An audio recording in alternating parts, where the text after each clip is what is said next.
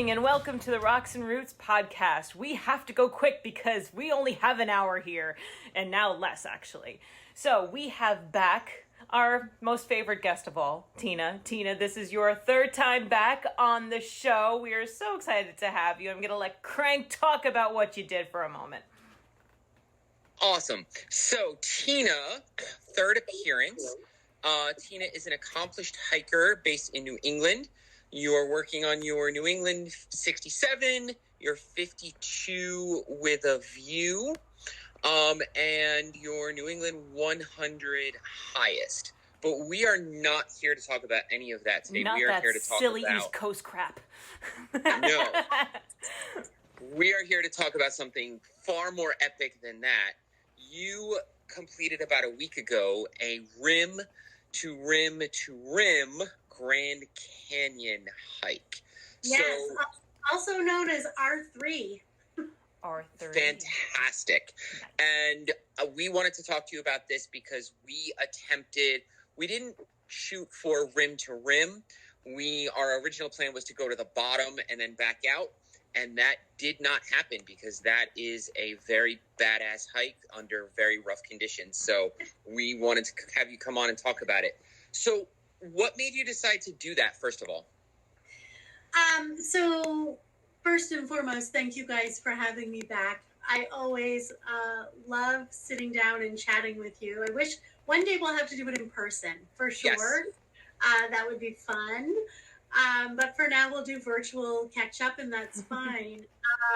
But I want to thank you guys for having me, and I'm happy to be here to talk about the Grand Canyon rim to rim to rim. So I have to rewind. So back a couple of episodes. So for those who don't know, I had breast cancer. I was diagnosed in September of 2021. I had a double mastectomy. Multiple surgeries thereafter. I'm now cancer-free, but when you get a diagnosis like that, I think you tend to want to go live life, right? Like big bang, live life. At the time, I was working on the New Hampshire 48 4,000 footers, and the scope of everything that I've been working on has been in the Northeast. When I was undergoing some treatment, some cancer treatment, I was going regularly to get massage therapy at a cancer resource center local to me. And it was at that time, she knew I was interested in hiking, and she asked a bunch of questions. And she asked me, she's like, have you ever hiked out west? And I was like, no, I'd love to at some point, go to Zion or Moab or the Grand Canyon. And then she told me about this nonprofit called Project Athena Foundation. So Project Athena Foundation was founded by a woman named Robin Benacasa. So Robin is a Guinness Book World Record holder in the sport of paddleboarding. She is an adventure racer. So I don't know if you've heard of Bear Grylls. Yes. But Robin was on a show called Eco Challenge, the world's toughest race. She did like 3 or 4 of those challenges. And actually her and her team won the Borneo Challenge. Wow. The reason Robin started the nonprofit is because during her heyday and her adventure racing days, she was diagnosed with advanced osteoarthritis in her hips. And so she had to have a double hip replacement, multiple hip surgeries, and it kind of like took her out of the game for a bit, right? Like it just she had a setback. But she came back. She's a strong woman, so super strong. And out of this, she decided to start this nonprofit to help survivors of circumstances like that live their most adventurous dreams, right? So it's primarily women who are the Athenas and their survivors, but they're very inclusive, and there are male survivors too, and they are called Zeus's. I like that. It's primarily Athenas are primarily women, and it's mostly women who have had cancer or some other, setback in their life where it's kind of taken them out of their game. And so my massage therapist at the Dempsey Center told me about this. So I checked out the nonprofit. I did my homework. I checked out the trips that they had to offer, and they offered this Grand Canyon rim to rim to rim. And I was like, no fucking way. Like, well, that's what I said when I saw that you did it. Yeah, we were like, what? She's out there. That's awesome. And the good news is they split it up into 2 days. Okay. But still, even a rim to rim in one day is a very arduous, cumbersome, hot adventure, to say the least. So that's how I heard about it. I signed up. I applied for a grant. So they offer grants to Athenas. And I was notified within a couple of weeks that I received a grant, and, welcome aboard, and bada bing, bada boom, here we go. Here's your training plan. Here's information. And like, we had monthly calls. Like, it was a really amazing organization, and very well organized. Wow. That's incredible.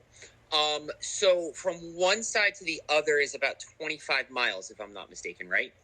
Yeah, so we went south rim to north rim on the first. All right. Now, and it was. I'm sorry to interrupt you. I just had a quick question. From the time you got the okay letter to the time you left, how long was that span of time to train?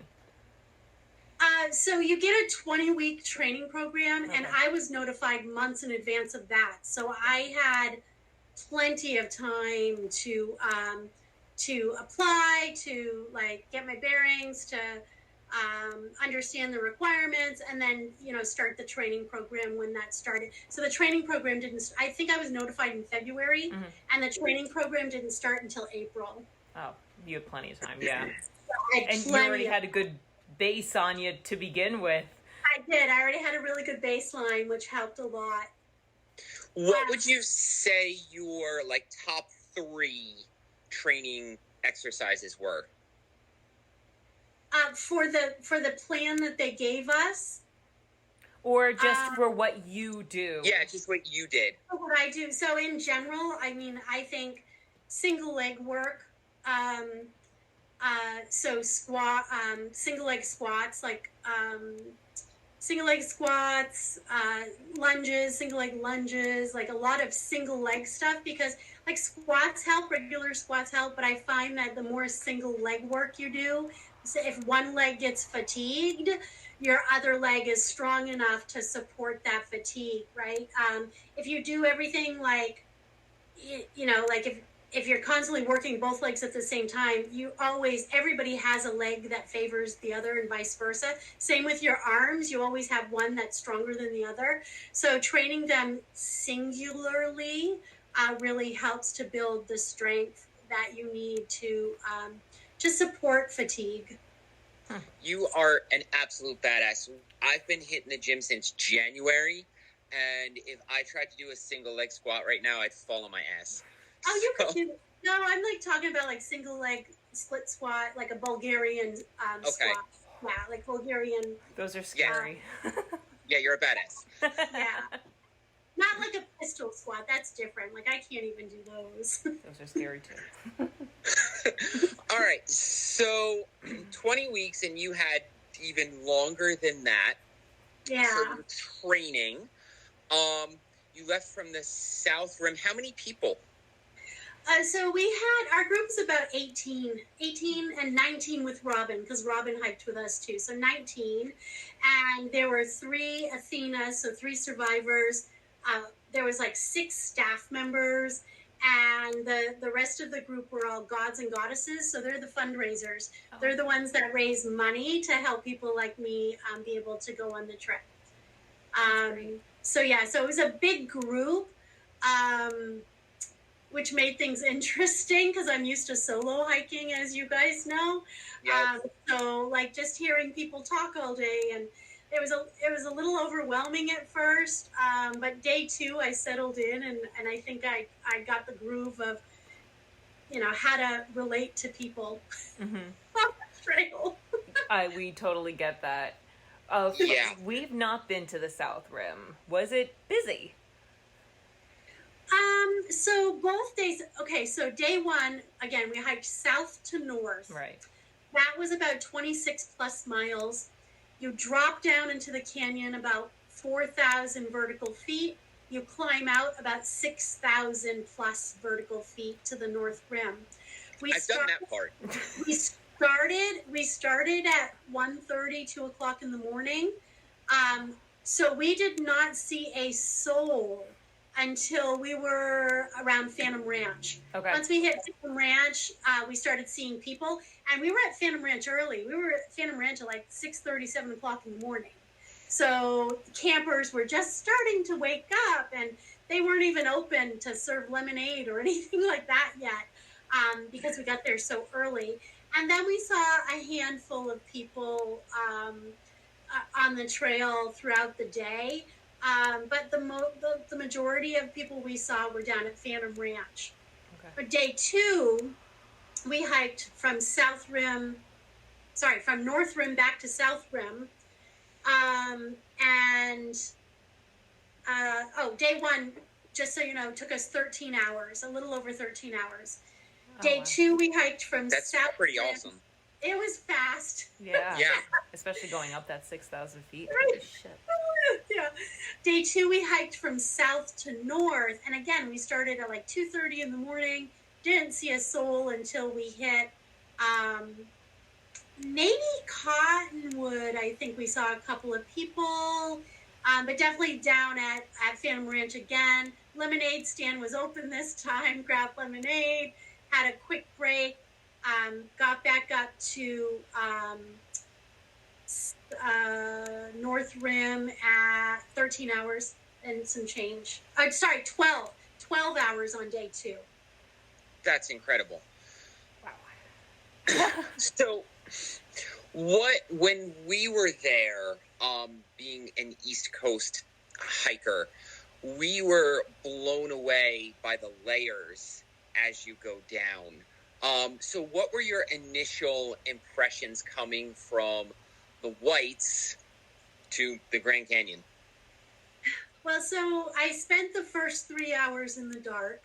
Yes. So really didn't get to, that's why I'm glad we did rim to rim, so that we could see what we missed on day 1. Exactly. I didn't really get to see anything until we were already almost down in the bottom of the canyon. But seeing the sunrise over those big buttes, you know, I hate to call them mountains because they're not really a mountain. They're kind of like these just big, you know, buttes, I guess. Seeing the sunrise over those and the colors of, you know, each layer representing years of erosion, etc. It's absolutely beautiful. It's beautiful. I can't even. It felt like I was on a different planet. Yeah, exactly. It's just. I've never seen anything that beautiful in my life, and I love the whites, and don't get me wrong, green is beautiful, and but it's just different. It's very different. It's different. The cool thing is, I find that the trails themselves, the footing is a lot easier than the White Mountains. Yes. There's no roots and rocks. There's no roots and rocks. There's Drink.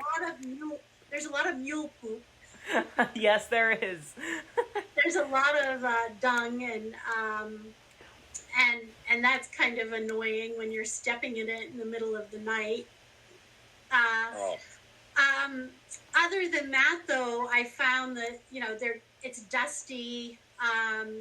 It's very dry. Everything's very dry. I had to keep putting on like chapstick, and everything was dry. But the trail conditions themselves were very pleasant in comparison to some of the stuff out the White Mountains and in For the sure. northern Maine mountains here, and so it made things faster, right? So you're able to move faster, which is nice. But we kept a pretty average 20-25 mile pace, pretty much consistently the whole time. Even in the afternoons when it got hot and the sun was out, you're going up a lot of switchbacks when you're going up. They're arduous, and it's hot, but you're able to still move your feet so much faster than what I experience here in the Northeast. Speaking of hot, how did you deal with the heat? Yeah. Okay. So day one wasn't too bad. Right. I mean, it got hot. It was in the 90s, but we had some cloud coverage. The sun kept going in and out of the clouds. We had a breeze all day. And even their staff was like, count your blessings. You don't get days like this. It was actually quite pleasant, and not too bad. Even in the 90s, it wasn't too bad. I did experience on day one a little bit of heat fatigue and or possibly altitude, something with, because we were at about 7,000 feet, and I think the North Rim sits at a little over 8,000. Yes. And I think we were around 7,000 feet, and I just started getting like dizzy and headache, and I was hydrated enough, but I just was having some issues, and I was, I don't know, I was just having some issues. I just wasn't feeling well at all. Thank God we only had a couple of miles left, and I needed a little bit of assistance out for those last couple of miles. So, and then day two was 110 in the sun. Oh, Jesus. And we were all struggling. We were just marching. We're just doing the death march, right? Like, just keep going. And anytime we found shade, Robin would let us take a break and, hydrate. And she had plenty of supplements on hand. She had potassium, magnesium, electrolyte, salt, salt tab. And we had all of that too, but she had excess. So anytime we were starting to feel kind of, she's like, take this magnesium or take this potassium, or you need more water, or here, drink this lemonade that I put in my hydration bladder. And we were on a struggle bus in the afternoon for sure.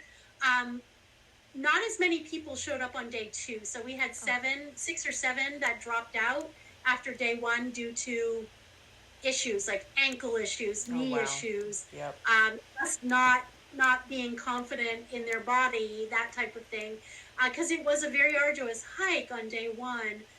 So we had less people on day two, but I feel like we moved even faster on day two. And I think that's just because Robin just kept us going because of the sun. We had to get out of it. Yeah, you can't linger. No. So where did you stay on day one? So, oh boy, let's see if I can remember here. So we went south to north. We stayed at the Red Feather Inn. Okay. On day one, and then hiked to the North Rim, and we stayed at the North Rim cabins, I think they're called. Yes. Those are great. Yeah, aren't they great? They had some issues though, because on day one, we found out that Phantom Ranch, they yelled out to us as we were down there. They're like, hey, there's a no boil order for water, so no more water in the canyon. And we were like, oh shit. So thank God we had gotten some water at, not Cottonwood, but I always want to call it Manischewitz, but it starts with an M. Is there wine there? There was not. Oh, darn. And I was calling it Manischewitz too, and I was like, but there's another place where we were able to grab some water. So anyway, when we got to the North Rim cabins, the restaurant had shut down because of the no boil, the boil order. Man.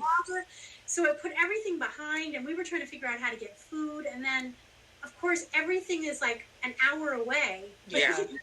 So we ended up not getting dinner until like the Project Athena Foundation. They were so awesome. They they got takeout for us like an hour away, so we didn't get dinner till like 10 o'clock at night.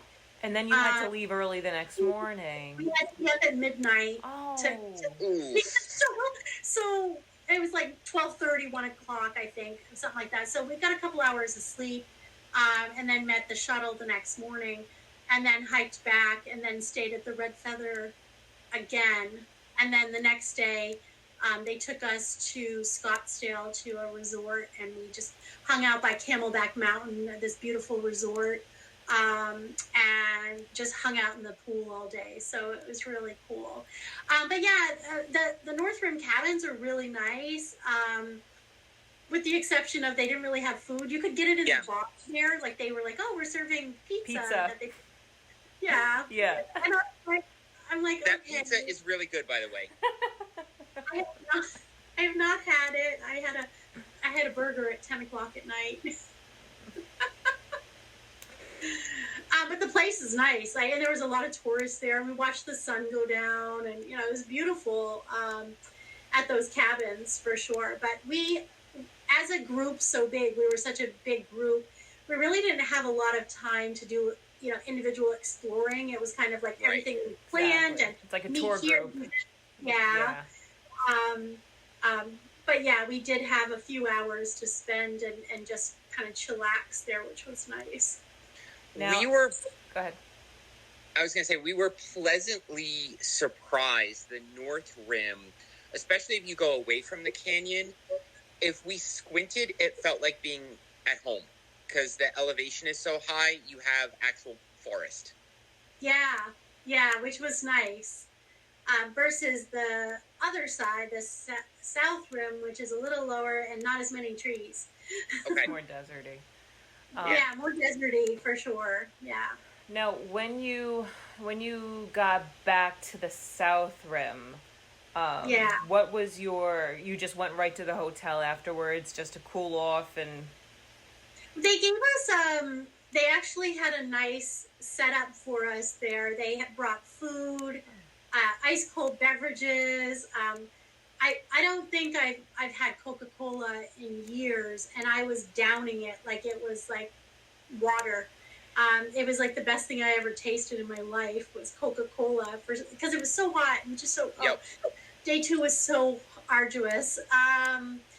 So they gave us a nice little spread, and Robin handed out like medals to everybody, and it was just a nice time. And then we went back to the Red Feather Inn, and by that time it was probably like 7 o'clock, and it was like I just wanted to go to bed. I just wanted to shower and go to bed because I hadn't really slept much. So got a few more hours of sleep. We had to get up at 7 a.m., meet for breakfast, and then we were off to Scottsdale. So when we went, Tumbles was a lot smarter than I was, and you bailed out after the first mile. You're like, I'm not sure about this. I kept going. From the North Rim, I went about 6 miles down. So I did half of that. made it. That was it. Oh, so you would know where the bridge is right as you're starting to ascend the North Rim, like fully ascend. Dancing Bridge. Is that the only bridge? Oh, We called it the Dancing Bridge, like I think the supine past this. I don't know. I can't remember the name. There's we crossed 3 bridges. okay, so you're crossing the river down there. Yeah, it was like 3 miles from the top, basically, and that probably the last bridge for you. That was it. I think that's what we called the Dancing Bridge. Okay. I don't know if it's actually called that or not, but I know what you're talking about. Robin made us all dance across it. Like, well, you're almost done at that point. Yeah, I remember, because I I was feeling okay across that bridge, and then it was a little while after that bridge where I bonked really hard, and I was in the hole. I struggled, and my trail tale that I'll tell you has to do with that bonking and kind of visions that I saw. Ooh. Well, why don't we get to that? But I can't identify with you fully because you did a hell of a lot more miles in there than we did. But like I said, about 6 miles down, I turned around and I felt okay. I was like, I better turn around because time. I don't want to be getting back in the dark, and Tumbles is up top. So I turned around, and I didn't realize, it's very deceptive. I didn't realize how bad I was until after that bridge. Yeah. And then that's right where you started having a problem. That's exactly where, and I actually had to call my wife, which she did not appreciate. And I was like, I'm struggling. I'm in the Grand Canyon. I'm struggling. Stay on the phone with me and just keep talking to me. Yeah. She did not appreciate that. The vertical is very deceptive because you're doing switchbacks, right? So you're like, oh, easy peasy, switchback. But at the same time, you're gaining this elevation in altitude, right? So you're at an altitude. Like I've climbed Mount Washington, so I've been 6,000 feet, right? And I'm thinking, it's only another 1,000, 2,000 feet of altitude. But when it's hot, and you have sun directly beating on you, and there's no breeze because you're blocked by canyon walls, basically, it can go from 0 to 100 pretty quick, and you're all of a sudden bonking or in the hole and figuring out, how am I going to get out of this place now? And you got to just keep going. Like, there's a bunch of signs in there that says down is optional, up is mandatory. Something like you have to go up. You have to. You can't like hang out in the canyon, obviously. Did you find Bobby Brady? I don't know. Who's Bobby Brady? Oh, Bobby Brady from the Brady Bunch? Brady Bunch. Yes. So there is a Brady Bunch episode, and we watched this before we started our Grand Canyon hike, where Bobby and Cindy get lost in the bottom of the Grand Canyon. And it's really cheesy, and it's really bad sets, and it looks nothing like the Grand Canyon. But, so you did not find him. I did not find Bobby Brady. God damn it. Okay. He's still lost. All right, so tell us about your visions and your trail tale then. Okay, so again, day one, we had like probably 2 miles left to go, maybe 2.5 miles left to go. And Robin kept putting things in perspective of hours. Like, she made me lead the group once we started ascending. And I was like, what? Like, I'm the slowest hiker ever. Why would you want me to lead? And I think she liked my pace and wanted the group to kind of slow down to that pace, because obviously we're in the hot sun. We've got to, be consistent. We've got to just keep moving. And I can move all day long. I'll hike all day long as it's at my pace. So anyway, we passed that dancing bridge. We walk a little bit more, and then all of a sudden I'm just not feeling good. And the mule poop and the heat and everything just started, like, I started getting nauseous. I heard people behind me going like, we've got to get through this faster. Like the mule poop was just making people like sick to their stomach. And as soon as I heard someone say, we've got to get through this faster, I just kind of like, I just shut down. I was like, nope. Yeah. I'm done leading. I'm done. Yeah. I'm done. And I kind of went off to the side, and I just told everybody to pass me. And of course, everybody's like, are you okay? Is everything okay? And I'm like, I'm fine. I just need... I need more time to... I need to, like, acclimate. I'm not having a good experience right now. I'm not feeling good, and now's not my happy joy moment where I'm, chatty Cathy. So anyway, the staff, Robin had probably 5 or 6 staff members, and they are used to these adventures. And she was an adventure racer. So she talked to me, and she's like, we're going to put you on a love line. And I'm like, what is a love line? So basically, there's this guy in the back. His name is Blaine Reeves. He's an amazing athlete, and they call him the Reaper. So the Reaper took my pack. He always stays in the back. Like, if you go pee, if you need to do your business on trail, Reaper's right there to make sure that, you're done and you get going. Right. He is the last man and make sure everybody is in front of him. And he'll talk you out of some dark moments too. He's an amazing man. He had just finished, I think, the Badlands 135 a couple weeks ago. Badwater. Oh. Badwater, whatever That's it is. Yeah. insane. Yeah.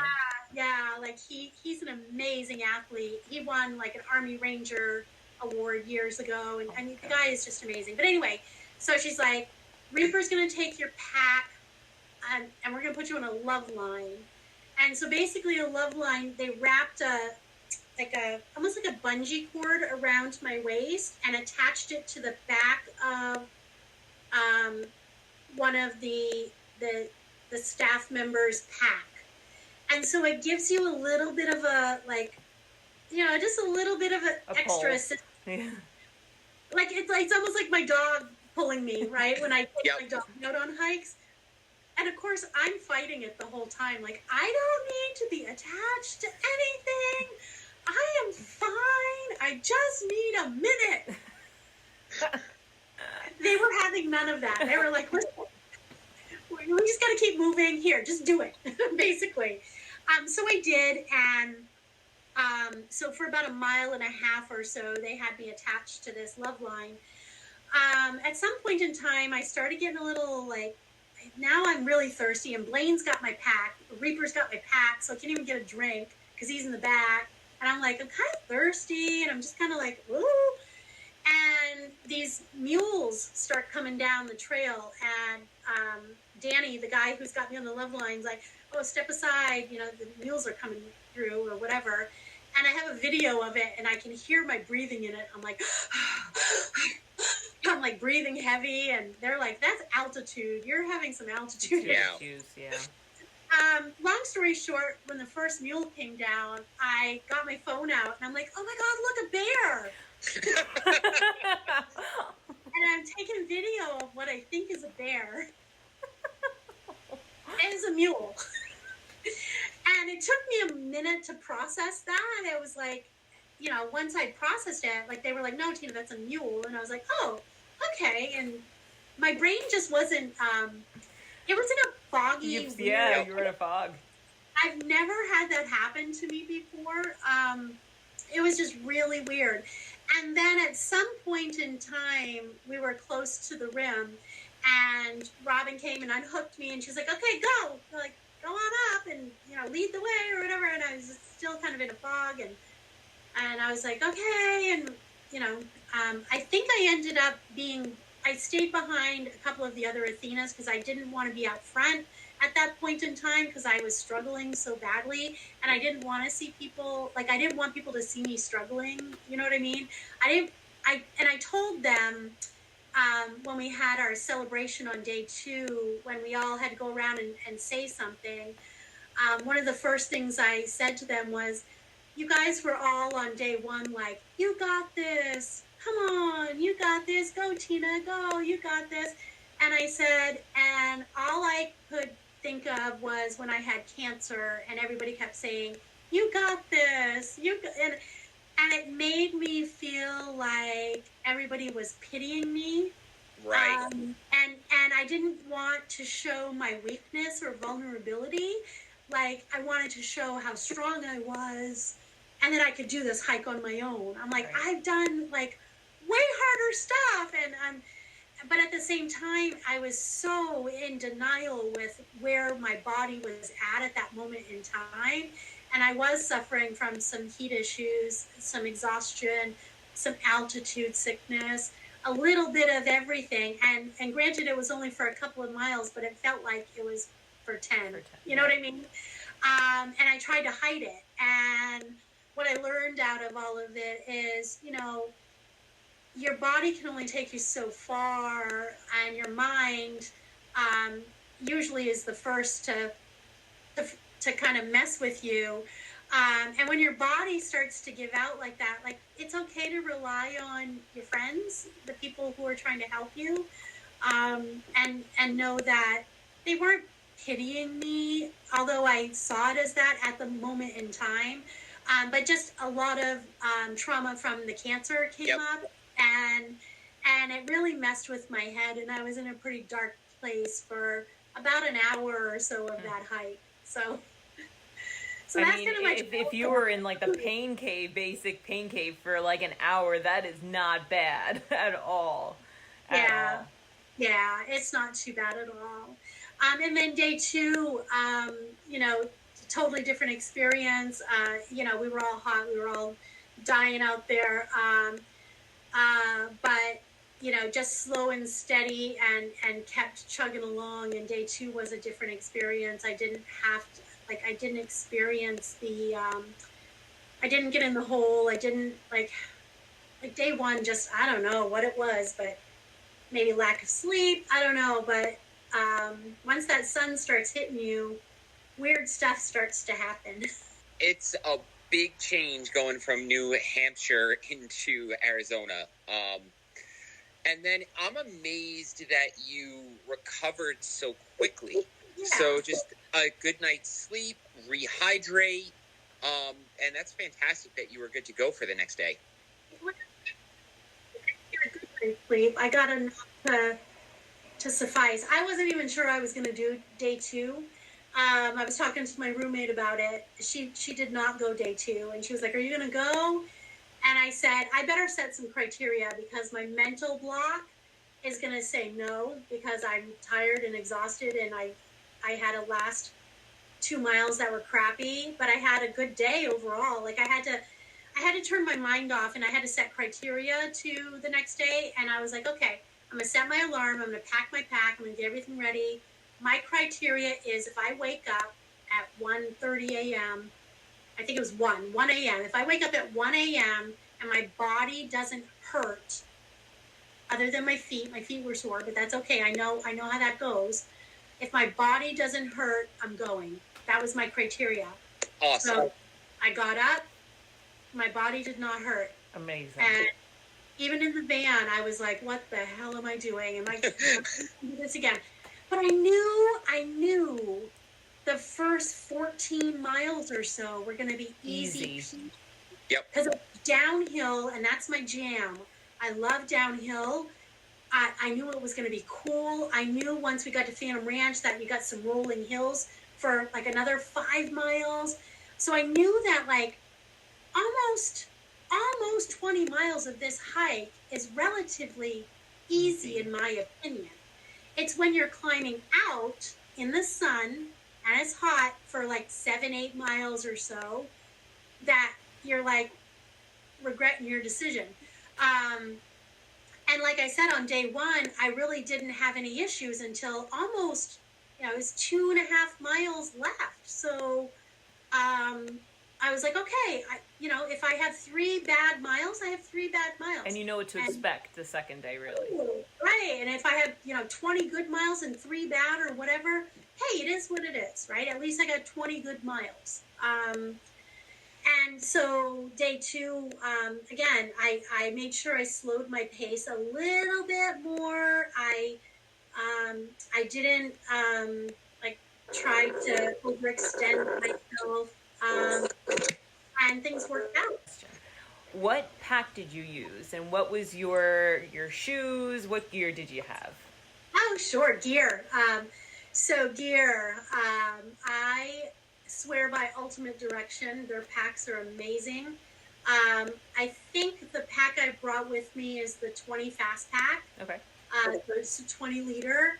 I love it because it's got a lot of front pockets to put snacks and stuff in. So I used that pack, even though they were recommending that we pack light and do like a 15 liter pack or less. I was like, you know what? I like this 20 liter, and I can, fold it up, and and that worked out well for me. Shoes, I brought 2 different kinds of shoes. So day one, I started in my Hoka Speedgo 5s, and day 2, I wore my Solomon's. I think those are Speed Cross or something like that. So I wore my Solomon's on day 2 because day 1 shoes smelled like donkey poo. There you go. But you did yourself a disservice. You said, well, I forget what I was listening to, but they had a really good point. It's like, well, give your shoes like a few hours so they can refoam themselves. Yeah. So it was a good idea that you brought a second pair. Yeah, because I didn't want blisters or anything like that. Yep. And they were all wet because I had hosed them off because of the poo. And I was just like, you know what, I'm not bothering with these shoes. So I had my Sullivans. And then hiking poles, I swear by the Black Diamond Z poles. They're a saver, they're a lifesaver on the downhill. Even the uphill, but on the downs especially, you know, it saves your knees and saves your quads by utilizing those poles to help with the descent. And then, of course, you know, no pants, just shorts and anything wicking because you do sweat a lot. I swear by using buffs, you know, around my head. I put a buff around my wrist for when my nose starts running because it always does. Ooh, that's a good idea. Yeah, it comes in handy. So other than that, there was nothing special for gear requirements because they didn't want us packing heavy. The crew packed the first aid kits, things like that. They wanted us just to pack food and water, like food and water. And nutrition, just as a side note, is very hard when you are in the heat and you don't want to eat. You don't want to eat, so liquid calories is key. I use Tailwind Nutrition. Yep. Tailwind has 200 calories per serving, so I kept Tailwind in my bladder. And then I carried 2 Nalgene's, and one of them had Element, which is like a salt replenishment. Yep. I used Element, and then I had one with just plain old water in it. And so just kept, you know, mixing up hydration from that aspect. And then on day 2, like I said, Robin bought 6 cups of lemonade at the Phantom Ranch and put it in her bladder, one of her bladders. And so I kept sipping off that too. I was like, oh, come here, I need some of that lemonade. But yeah, hydration and eating is a big one. I think a lot of people were in calorie deficits, and that contributed to a lot of people needing help with love lines. Day 1 and day 2, it's hard to eat when you're hot and you're just moving. And you know, I was eating goldfish. I remember eating some goldfish, and they're just so dry. And you're like, yeah, you know. And I tried different things, and gels and goos, in my opinion, just make you gassy. And so liquid nutrition, if possible. That's the way to go. Yeah, that's the way to go. Okay. I remember where I heard that about the foam. On their most recent 46 of 46 podcast, he was James was interviewing a chick that did one of the traverses, an insane, like 56-mile traverse over 13 peaks, whatever. It was nuts. She did it though. But along with the shoes, she was talking about nutrition as well. And while this probably wouldn't do well at all at the Grand Canyon and other places, I think it's a great idea. She's like, her number one food item is pierogies. Oh, cold pierogies, because you have it's like a comfort food, but it's packed with fat and carbs and everything. It's like, all right, hey. I actually bought a bunch of baby food and just, you know, easy to digest and suck. You just suck it in. Yes. I was eating baby food pouches and trail snacks like protein balls, things like that, like whatever was easy and fast. Right, exactly. I could eat more in the morning when we were going down and where it was cool, but when it got hot, I'm going to tell you right now, I couldn't. And they kept telling me, like everybody, they kept telling us, you got to eat, you got to eat. Yeah. I'm like, I just can't. It was just so hot. Oh. So liquid calories definitely did the trick for sure. Thank God we have that. Tailwind is a fantastic source, and you know, if you can't find Tailwind, it's like the biggest like hydration pack you can find. It's huge. I mean, you have 200 calories, like you said, of nutrition there. So highly recommend Tailwind. Yeah. All right, Crank had to jump off, but stand by. Let's see what he has to say for himself. All right. He said he had to take that phone call. Anyway. They kept calling. They did. All right. So, Yeah, but we still have minutes. What do you have planned next? So I'm still working on the New England 67 list. Yes. I have 10 out of 67. Okay. 10 left. So 10 left. Yay! Yeah, so I'm gonna finish up a few more of those before winter season, and then finish up next year in Baxter State Park. I've done Katahdin, but I haven't done Hamlin Peak, and I have that left, and North Brother. Okay. So I'll do those next summer. Right. When I can get out there and do some camping. I'm looking into right now. I'd love to do a adventure trip or some kind of a. I saw vacation races Yes. in Iceland. I'm Wow. looking into that for 2024. Oh, where that you sounds go great. out, and every day you got to run, like they do a 5K or a 10K or a 12K, or so every day you have a run. But then after that, you know get to explore wherever area you're in.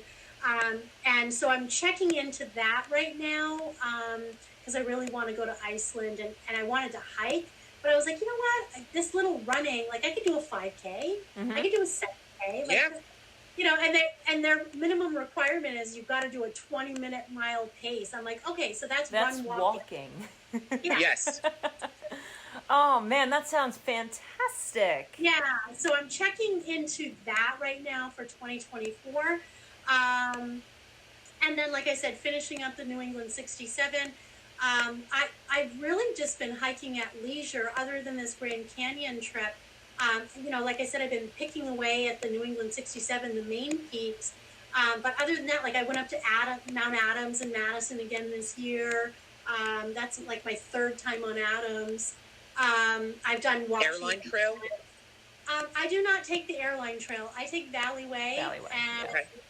I take Valley Way, and then I scoot around Gulfside. So I go the back way along Gulfside Trail because I like the views there, and I don't want to trash my legs early on. And that gives me more it's easier footing in my opinion, and it gives me the extra leg strength that I need to get up Adams, get up that summit cone. Right. So I go Gulfside to Lowe's Path, Okay. and it's gentler. It's much gentler. Awesome. I'm taking notes. Yeah. So take Valley Way, go to Gulfside, then go to Lowe's Path. It's a little longer. I think it's 1.5 miles longer, but so worth it from a footing perspective. Cool. So I did that over the summer, and I've done a bunch of other like repeats on the New Hampshire 48. Just visiting the peaks that I love. So I stay out there and I stay active and busy. But the list stuff is coming along, but it's not like once I finished the 48, I was like, okay, I can scale back a little and let's start looking at some bigger and better adventures. And so I'm hoping that I may have to change my Instagram handle. So my Instagram handle is Tina Treks, TREKSNE for New England. But I really would like to trek the world. all over. Yeah. Tina treks the world. I like that. Right? Tina Perfect. treks the world. So I can be found on Instagram if anybody cares to follow along. You'll see a lot of hiking videos, and then I'm also into baking my own sourdough breads. So on occasion, I'll share my sourdough recipes and or bread baking skills. And then I've found solace in gardening and growing my own medicinal plants. Like right now, I've got an amazing calendula garden, and calendula is a great healing plant. And I'm making salves out of the calendula that I can donate to the local cancer center for people who are undergoing radiation therapy. Oh, that's This amazing. calendula Wow, that's amazing. Yeah, it's a Good for healing you. plant. So that's kind of some of what I share on my Instagram page. Plus, occasionally you'll have workout stuff on there. Occasionally, occasionally I'll climb some rock walls or deadlift 300 pounds or Beast, I swear. Do some other crazy stuff at True Strength Athletics in Norway, Maine. Give a shout out to Jesse Wall and his gym. It's an amazing community of people, and if I hadn't found True Strength Athletics, I don't think I ever would have found this lifestyle that I am so passionate about now. So shout out to Jesse and True Strength Athletics. Well, we will definitely put that in the show notes, as well as your Instagram handle and as well as Project Athena, which sounds like an amazing organization. Yeah. Amazing organization. Yeah. That's amazing. Well, congratulations, Tina. That is wonderful. And for all the people that don't wish Tina a congratulations on the Insta for this, please do so. She deserves it. So yes, wonderful job. Thank you. All right, Crank, Okay. Anything else? I think that's it. I had to step out, so I think you covered everything. Thank you for filling in. All right. So to find us, find Crank doing his Crank thing on our Insta and our TikTok, rocks_and_roots_pod on the gram, and then rocks_roots_podcast on the TikToks. You can email us. I haven't checked in a while, so maybe just DM us. That's a great idea. All righty, folks. This has been great. Thank you, Tina. Lovely to see you as always, and looking forward to part 4 sooner than later. All right, folks. That's ciao.